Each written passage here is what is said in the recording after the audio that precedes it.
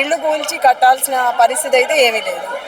ఇప్పుడు నెక్లెస్ రోడ్లో బుద్ధుడి స్టాచ్యూ ఎట్లయితే పెట్టామో మూసి ప్రక్షాళన చేసి అదే విధంగా జనాలకి ఆహ్లాదకరంగా ఉండేటట్టు దాన్ని ప్రక్షాళన చేసి అక్కడ కూడా పెట్టుకోవచ్చు. ప్రజల్ని ఇబ్బంది పెట్టాల్సిన అవసరం కూడా లేదు.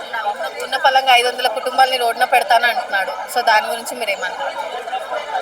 అంత ఈజీ కాదు కదా, అనుకున్నంత ఈజీ కాదు.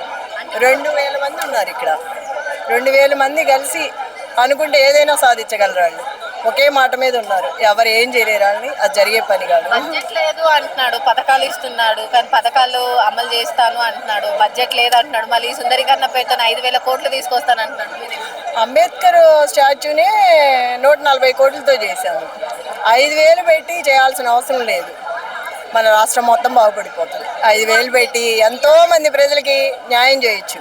ఎంతో మంది ఇబ్బంది పడుతున్నారు. స్పోర్ట్స్ కానీ, చదువు కానీ, మధ్యతరగతి వాళ్ళు కానీ చాలా మంది ఉన్నారు చెప్పుకుంటూ పోతే. వాళ్ళందరికీ ఉపయోగపడతాయి ఇవి.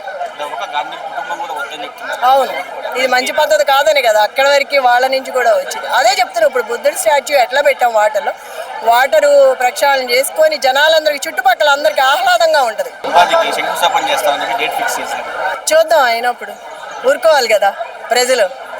మహిళల గురించి మీరు ఏం చెప్తారు? మహిళలకు ఫ్రీ పథకాలు అన్నాడు, ఇంతవరకు మహాలక్ష్మి లేదు, ఫ్రీ గ్యాస్ లేదు. దాని గురించి 2 years నుంచి చెప్పుకునేది, అది కొత్త ఏమీ లేదు దాంట్లో. ఎప్పుడో అనుకునేది అది.